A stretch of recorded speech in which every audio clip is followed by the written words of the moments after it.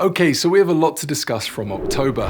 Revolut has released another new product, this time it's for stock trading. We also have some banking license news, and after spending weeks examining Revolut 10, I have some thoughts that I'd like to share with you.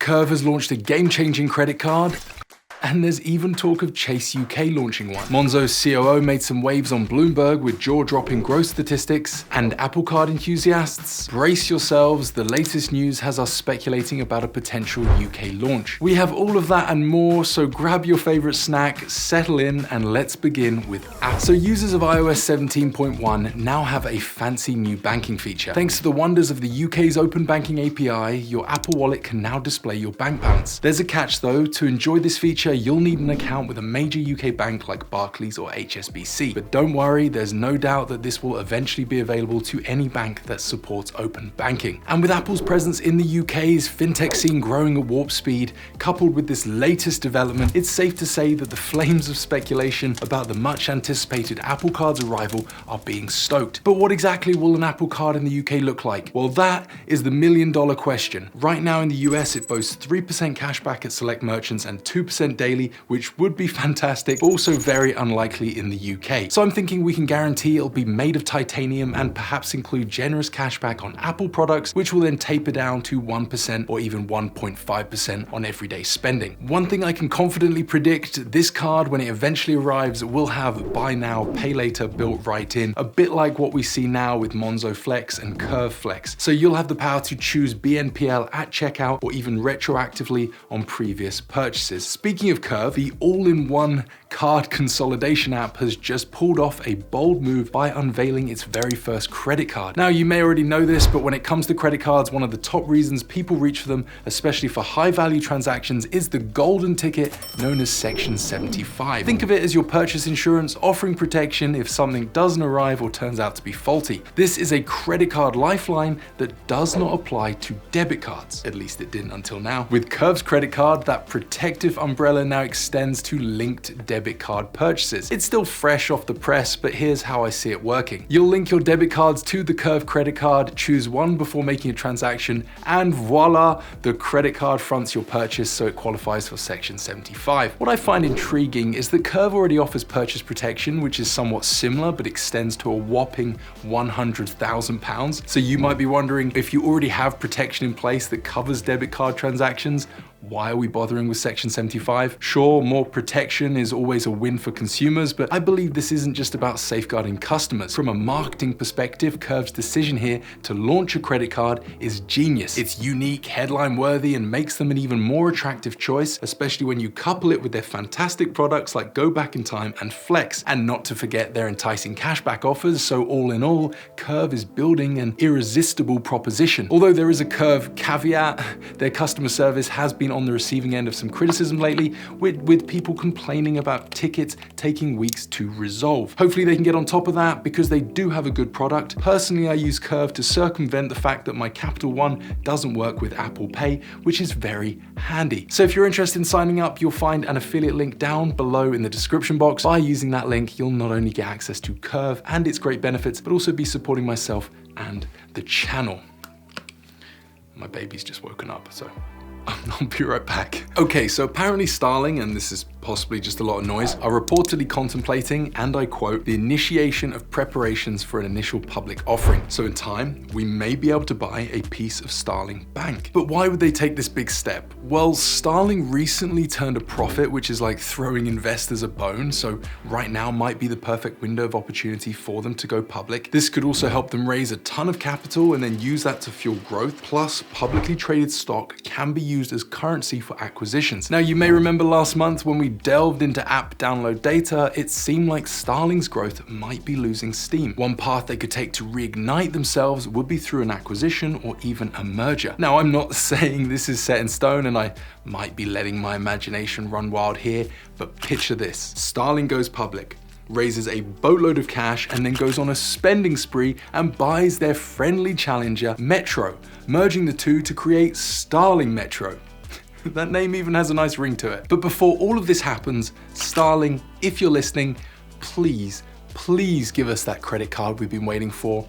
and maybe throw in a little cashback. We're not asking for much. Now, in other news, the Monzo community forum, place where I like to lurk in the shadows, is buzzing with whispers of a Chase UK credit card. Okay, this also might be a bit imaginative, but one observant user noticed something interesting in Chase UK's payment notifications, the mention of the word debit card. Now, clever minds are connecting the dots, suggesting that this might be a hint that a credit card or even virtual cards are on the horizon. And you know what? It's not that far-fetched. Chase UK's former CEO spilled the beans on Bloomberg, mentioning that lending and credit facilities were in the pipeline. So there's more than a glimmer of hope for those craving a credit card.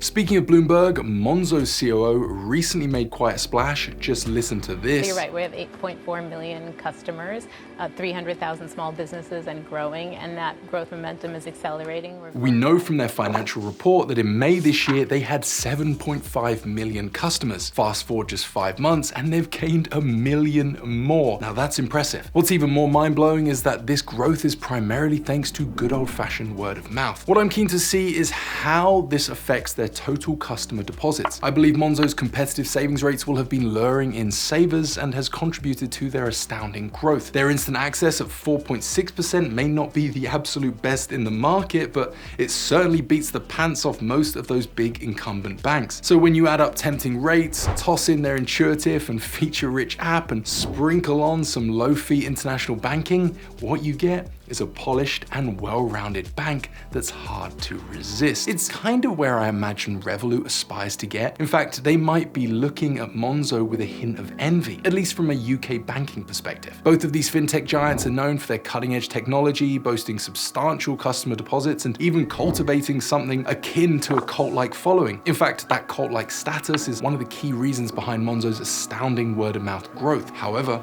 there is a crucial difference here.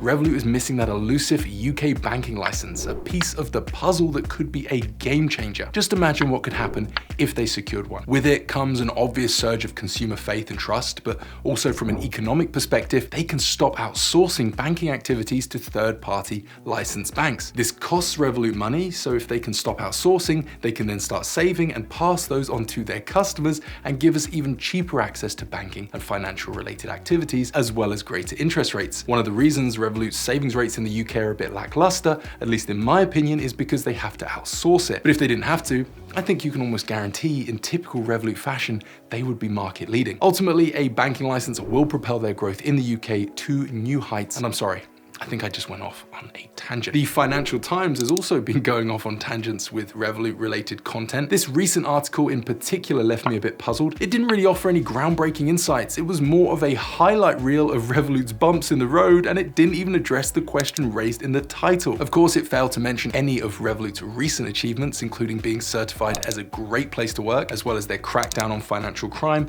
or the launch of 10. And this just serves as a reminder that in the world of fintech, the narrative in the media often overlooks genuine achievements and just focuses on the negative, because ultimately and sadly, that's what garners the most attention and discussion. Let's rewind to the 10th of October. Okay, so Revolut just released a brand new version of their app. You may have caught my video I published where I gave a tour of Revolut 10. If you missed it, I'll link it below. Since then, I've had a bit more time to play around and I've got some thoughts that I'd like to share with you. First things first, can anyone out there add their very own custom backgrounds? Because in the app's marketing, I've seen these cool in-app pictures of custom backgrounds featuring family holiday photos and stuff like that. But for the life of me, I can't figure out how to do it. So please, in the comments, let me know if you can.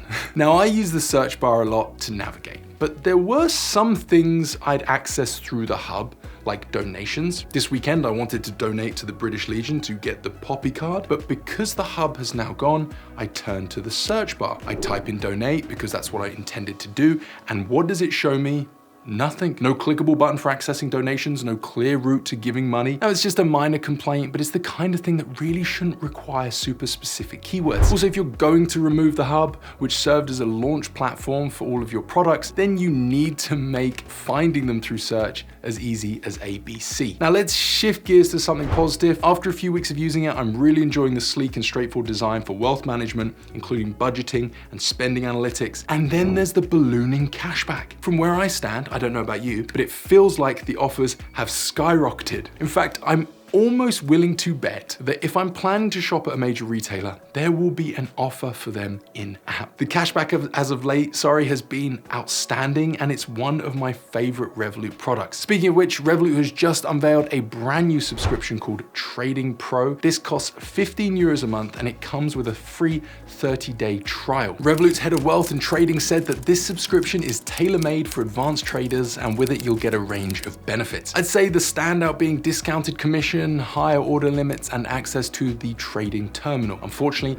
I can't give you personal insights because it's not available here in the UK, but I do see this as a strategic move from Revolut to stake their claim as a contender against specialized trading apps like eToro, Trading 212, and things like Robinhood. This launch is all the more intriguing because it coincides with the listing of European stocks on the app, making this a significant development for anyone using Revolut to trade within the EEA. Hope you enjoyed this month's recap. If you did, then please do give the video a thumbs up. Besides using our affiliate links, liking and commenting is the easiest way to support myself and the channel. So please, as always, do drop a comment below as I really enjoy your thoughts. I'll see you in the next video. Goodbye.